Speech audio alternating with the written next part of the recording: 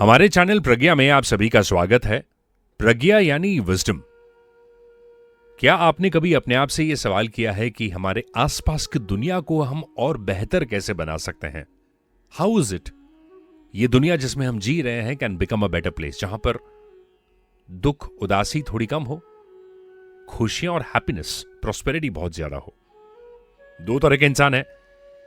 एक जो नेगेटिव इस सवाल को सुनकर ही रिएक्ट करेंगे कि छोड़ो यार, जो होना है सो होने दो, तुमको और हमको क्या फर्क पड़ता है, हम अपनी जिंदगी जिएंगे, पैसे कमाएंगे, बस अपना देखो, अपने परिवार का सोचो, उससे ज्यादा मत सोचो, कोई फर्क नहीं पड़ने वाला।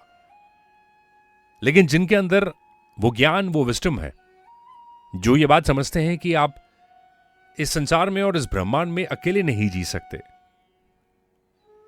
You will have to think about the world around you, यही आपका पर्पस है, शायद वो इस सवाल के बारे में बहुत सीरियसली सोचेंगे। और ये जो सोच है is the starting point for each one of us.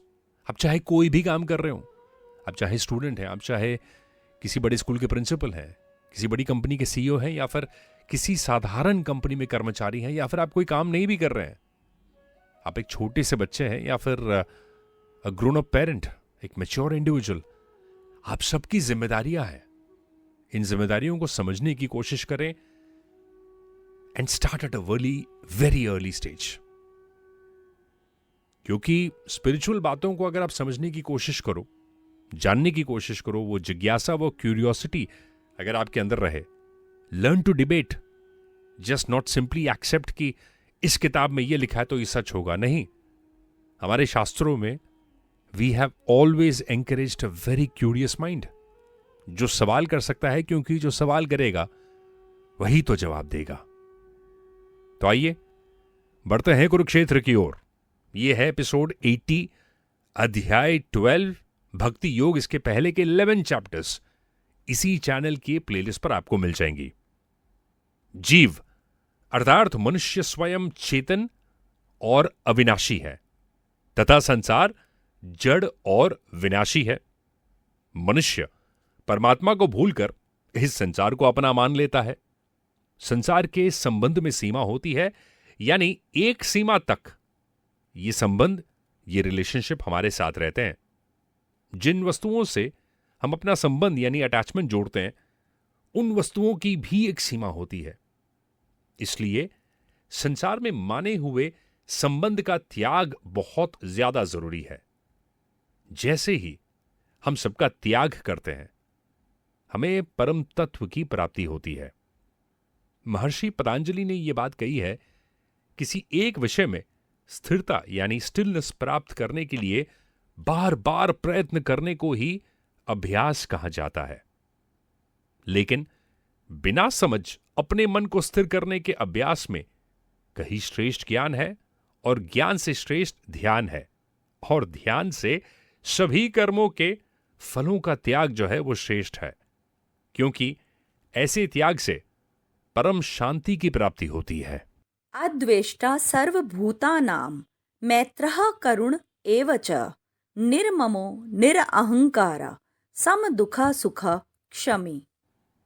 जो मनुष्य किसी से द्वेष नहीं करता है, सभी के प्रति मित्र भाव रखता है, सभी जीवों के प्रति दया भाव रखने वाला है, ममता से मुक्त, मिथ्या अहंकार से मुक्त, सुख और दुख को समान समझने वाला और सभी के अपराधों को क्षमा करने वाला है, जो हमेशा भक्ति भाव में स्थिर रहकर प्रसन्न रहता है, दृढ़ निश्चय यानी डिटर्मिनेशन के साथ अपने मन को संयम और कंट्रोल में रखता है, मन एवं बुद्धि को मुझे अर्पित करता है, वही तो मुझे सबसे ज्यादा प्रिय होता है। जो मनुष्य ना तो किसी के मन को दुखाता है और ना ही खुद छोटी छोटी बातों के लिए दुखी होता है, और जो भय और चिंता से मुक्त है, वही तो मुझे सबसे ज्यादा प्रिय होता है। जो मनुष्य किसी भी प्रकार की इच्छा नहीं रखता है, जो शुद्ध मन से मेरी आराधना करता है, कष्टों से नहीं घबराता, और जो सभी कामों को मुझे अर्पण करता है, ऐसा भक्त ही तो मुझे सबसे ज्यादा प्रिय होता है। जो ना तो अपनी खुशी को दिखाता है और ना ही अपना कोई शोक करता है, ना ही कभी पछताता है और ना ही किसी चीज की कोई कामना करता है। जो शुभ और अशुभ सभी कर्म फलों को मुझे अर्पित करता है, ऐसी भक्ति में स्थित भक्त ही तो मुझे सबसे ज्यादा प्रिय लगता है। दोस्तों, हर्ष और शोक दोनों राग द्वेष के ही परिणाम है। जैसे रात्रि के समय अंधकार में दीपक जलाने की कामना होती है, दीपक जलाने से आपको हर्ष होता है और उसके बुझने पर आपको क्रोध होता है, और दोबारा दीपक कैसे जलेगा इसकी चिंता जरूर होती है। रात के समय ही ये चारों बातें आपके ध्यान में आती है। लेकिन जब दिन में सूर्य तपता है तो दीपक जलने की कोई कामना नहीं होती। दीपक जलने से ना तो आपको हर्ष होता है, दीपक बुझाने वाले के प्रति द्वेष या क्रोध नहीं होता, और अंधेरे की भी कोई चिंता नहीं होती।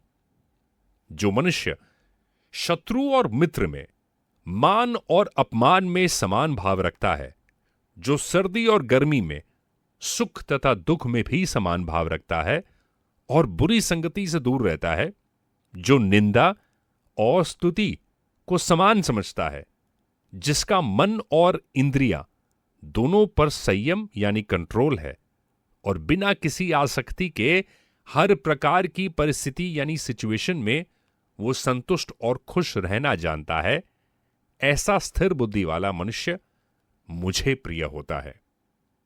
दोस्तों, खुशी तो हम सबके अंदर छुपी हुई है, केवल हम अपने अंदर झांक कर उसको देख नहीं पाते।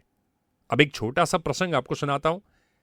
एक अमीर औरत बहुत महंगे कपड़े पहनकर मनोचिकित्सक के पास गई और बोली, डॉक्टर साहब, मुझे लगता है कि मेरा पूरा जीवन जो है वो बेकार है, उसका कोई मीनिंग ही नहीं है, कोई अर्थ नहीं है। क्या आप मेरी खुशियां ढूंढने में मदद करेंगे? मनोचिकित्सक ने एक बूढ़ी औरत को बुलाया जो वहां साफ सफाई का काम करती थी। उस बूढ़ी औरत ने अपनी कहानी शुरू कर दी। उसने बताया, मेरे पति की मलेरिया से मृत्यु हुई और उसके 3 महीने बाद ही मेरा बेटा भी सड़क के हादसे में मर गया। मेरे पास कोई नहीं था, मेरे जीवन में कुछ भी नहीं बचा था। मैं सो नहीं पाती थी, मैं खा नहीं पाती थी, मैंने मुस्कुराना बंद कर दिया था।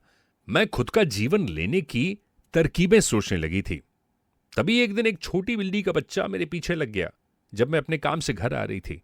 बाहर बहुत ठंड थी, इसीलिए मैंने उस बच्चे को अंदर आने दिया। उस बिल्ली के बच्चे के लिए थोड़े से दूध का अरेंजमेंट किया और छटाछट उसने उसे साफ कर दिया।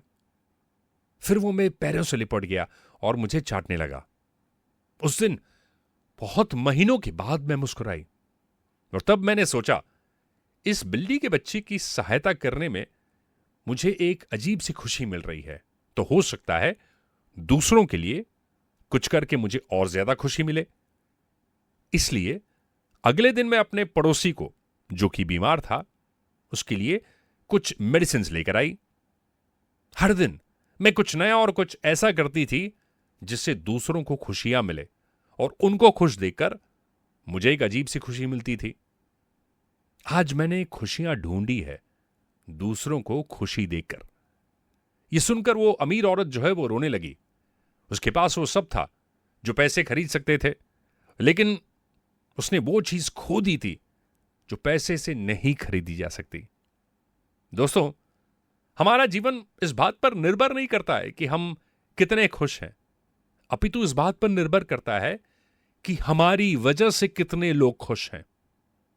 वसुदेव श्री कृष्ण कहते हैं कि जो मनुष्य इस धर्म रूपी अमृत को ठीक उसी प्रकार पालन करते हैं जैसे मैंने कहा है, जो पूरी श्रद्धा के साथ मेरी शरण ग्रहण में रहता है, ऐसी भक्ति में स्थित भक्त मुझे अत्यधिक प्रिय होता है।